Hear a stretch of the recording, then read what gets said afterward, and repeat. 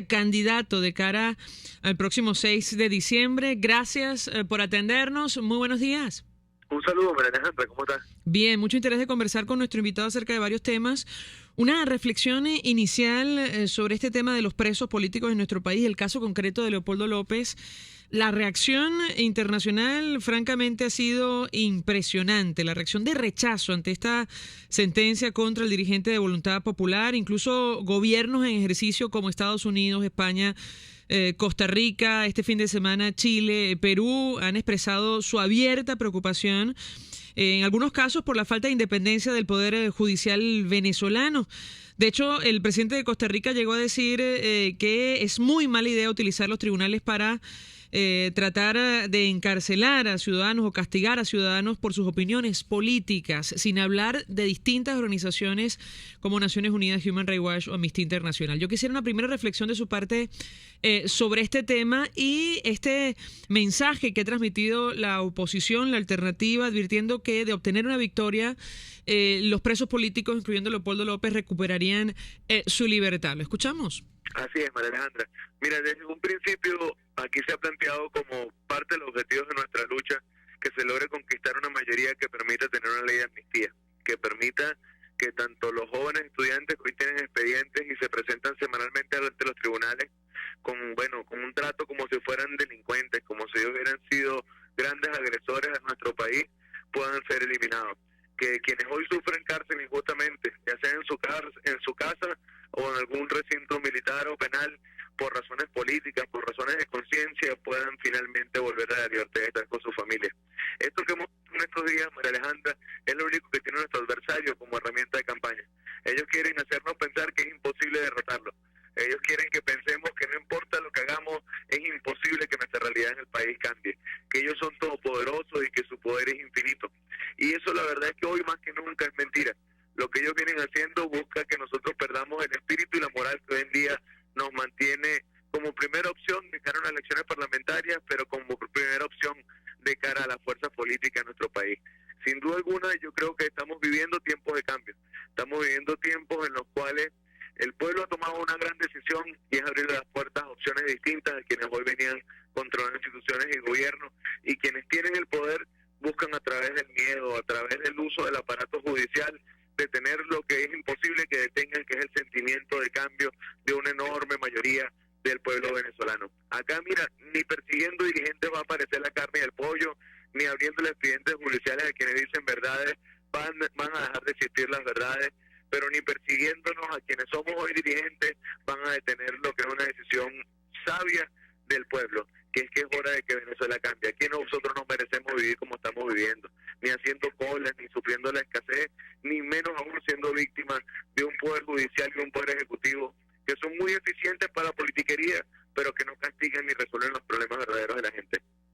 Ahora, conversando con Henry Ramos Ayub, quien es candidato también de cara al próximo 6 de diciembre, secretario general de Acción Democrática, él nos decía que en el caso concreto, por ejemplo, de obtener una victoria el próximo 6 de diciembre, si el resto de los poderes tratan de oponer resistencia a las leyes como la de amnistía o cualquier iniciativa desde el Parlamento venezolano, ustedes están preparados para una situación de esa naturaleza y, es decir, tratar de promover los cambios que en un escenario como una victoria de la alternativa el próximo 6 de diciembre estaría pidiendo el país. Yo quisiera conocer qué puede comentarnos acerca de este tema frente a un posible choque de poderes, frente a una victoria de la alternativa en las parlamentarias. ¿Lo escuchamos? Mire, nosotros no vamos sin duda a hacer mayoría en el Parlamento británico. No es que nosotros vamos a unas elecciones en Suiza y vamos a ganar y nos vamos a poner una alfombra roja y entren señores de la oposición a controlar el Parlamento. Estamos conscientes que a lo que vamos es una pelea muy difícil, una pelea que además parte de nuestro mensaje principal es que no es solamente de los políticos, aquí es una pelea de todos los que queremos que este país cambie y que sabemos que merecemos vivir mejor contra el grupito chiquitico que nos ha puesto a vivir en estas condiciones. Acá el primer paso es la organización previa a la elección.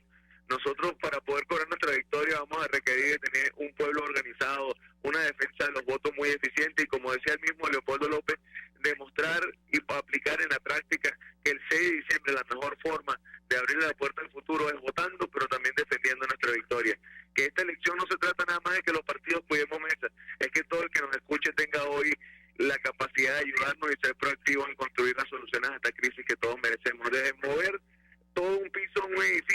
colgarse una escalera en un barrio hasta reforzar los centros de votación al día de la elección para que las cosas cambien. Toda esa gama de opciones tenemos nosotros que explotarla de aquí hasta la elección, porque tenemos que sumar y multiplicarnos. Y segundo, es una vez ganada la mayoría de la Asamblea Nacional, cuando llegue ese 6 de diciembre en la madrugada, casi 7 me imagino yo, que tienen que decir que somos una nueva mayoría, arranca una etapa distinta. Una etapa donde todo el tejido social construido tiene que ayudarnos a llegar al palacio, tiene que ayudarnos a controlar efectivamente y poner en la agenda de ese poder la agenda de la gente, y que ahí en adelante empecemos nosotros los cambios que necesitamos. Yo creo que no va a haber poder que pueda contra la necesidad y las ganas de la gente de que las cosas cambien. No es un escenario fácil, repito, María Alejandra. Estamos conscientes que la lucha en la cama es una lucha muy difícil, y sobre todo teniendo un adversario que está en minoría numérica, usarán todas las artimañas, todos los saboteos, como hemos visto con el caso de Leopoldo, como hemos visto con el uso exacerbado de los problemas fronterizos para intentar generar conflictos bélicos. Al final, todas esas herramientas que ellos usan, porque ya no son una opción, nosotros tenemos que combatirlas con organización, con convicción, e incorporando la mayor cantidad de gente posible a esta pelea. Ahora que lo menciona, ¿cómo está la organización de cara al próximo 6 de diciembre? Usted es candidato por Petare, me corregirá si me equivoco, de cara al próximo proceso comicial. ¿Qué puede comentarnos? Mira, nosotros, te pongo primero el ejemplo específico de Petare, que lo hemos venido llevando, digamos, con el pulso muy cortico, y ahí te explico el tema nacional. En el tema de Petare, nosotros estamos en paralelo al esfuerzo de campaña, haciendo reuniones permanentes con nuestros coordinadores de centro, oyendo la experiencia individual de cada centro de votación, que nos diga qué ha funcionado, qué no ha funcionado, si hay violencia, si no hay violencia, cómo se porta el Plan República, los funcionarios del CNE, etcétera, para tener un plan diseñado individualmente por cada centro de votación, de forma que no nos puedan ni burlar ni torcer la voluntad de la gente en ese día. Además de eso, estamos incorporando como voluntarios y como parte de la maquinaria de los que les gustaba trancar calle y tirarle piedra a la policía, que la estamos mandando que nos refuercen los centros de mayor violencia y de mayor dificultad, hasta todo ese montón de vecinas y amigas de las urbanizaciones que con un sanduchito, con una agüita mineral, quieren ayudar al día de la elección. Ahora, en el tema nacional, aquí está muy clara la radiografía. Hoy en día hay mucha claridad de cuáles son los centros donde hay abuso del Plan República y donde hay excesos, por ejemplo, en temas como el voto asistido.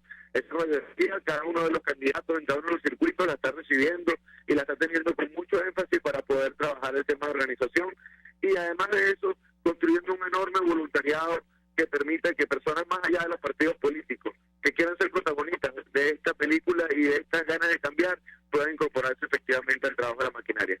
Ahora, yo le pregunto a Miguel Pizarro, como dirigente de Primero Justicia, en el caso concreto, por ejemplo, de esos municipios declarados en estado de excepción, ¿cuál es la estrategia? Mira, la primera discusión de fondo es en qué condiciones llegan esos municipios a la elección. En una condición de estado de excepción, desde aquí a diciembre, a mí me parece muy complejo que se lleve con normalidad un proceso electoral teniendo tanquetas en la calle y soldados por ahí regados con la excusa del tema fronterizo. Ahora, de llegar así, nuestra organización ciudadana tiene que ser 10 veces más grande que la que teníamos antes, porque vamos a estar siendo víctimas de niveles de abuso superiores a los abusos que se han sufrido en elecciones anteriores. Recordemos además que esos municipios fronterizos tienen conductas electorales de centros de 1 o 2 mesas, de centros rurales, de lugares de difícil acceso, que ya de por sí eran complejos antes de un estado de excepción, y ahora con el estado de excepción sin duda alguna tenderán a ponerse más difíciles. Ahí nos corresponde a nosotros primero sincerar la organización, pedir todo el apoyo posible a sectores que puedan ayudarnos a reforzar los espacios que estén vacíos, pero ahí te pongo ejemplos como el caso de Requesens o de Gaby Arellano, que son candidatos en Táchira, y con ambos he podido hablar. Entiendo que tienen muy afinado y haciendo mucho énfasis en el trabajo organizativo e incorporación de personas más allá de los partidos. Los cuadros políticos más comprometidos, más disciplinados a defender los centros más difíciles, y el refuerzo ciudadano a ayudarnos a cuidar los centros donde usualmente nosotros hemos hecho un trabajo electoral óptimo. Tenemos oyentes a través del 482-9750. José Matías, desde la avenida Baral, buenos días. Buenos días, María, y buenos días. Para una pregunta para el señor Pizarro, que se relaciona precisamente con lo que está hablando actualmente. Aunque no esté en la Constitución, pasémonos por un instante que el gobierno suspenda las elecciones en esos estados, en esas partes de la frontera donde las garantías han sido suspendidas. Entonces resulta que en esa parte del estado hay más o menos 40 diputados, si el gobierno llegase a hacer eso, y los diputados que actualmente están elegidos por esos centros, se le va a prorrogar el proceso. Esa es una angustia que yo tengo y una preocupación, porque yo le he preguntado en varios programas y no he tenido la respuesta de la gente, de los entrevistados. Gracias, señor Matías. ¿Qué contesta, diputado? Mira, la Constitución es muy clara. La Asamblea Nacional tiene un periodo de 5 años y el 5 de enero del año que viene debe renovarse e instalarse un nuevo parlamento. Y eso implica que un nuevo parlamento renovado debe haber pasado por elección en todos los circuitos. Sin duda alguna, quienes hoy están perdiendo la elección, quienes hoy en día son minorías en el país y que buscan a través del uso del poder en las instituciones, van a buscar cualquier artimaña que les sirva precisamente para no tener que contarse. Cualquier cosa que les funcione, evitar llegar a la derrota electoral, yo no tengo la menor duda de que buscarán por lo menos ensayarla a ver hasta dónde les llega. Nos corresponde a nosotros pelear para que la elección se dé, nos corresponde a nosotros empujar hasta donde se pueda y más allá todavía para que esa elección llegue a feliz término, porque nosotros creemos fervientemente en una vía democrática, pacífica y electoral para resolver nuestras diferencias. Gracias al diputado Miguel Pizarro por atendernos, acompañarnos estos minutos, dirigente de Primero Justicia, candidato de cara al próximo 6 de diciembre. Comento mensajes antes de hacer la pausa a través de @marialete1 en número.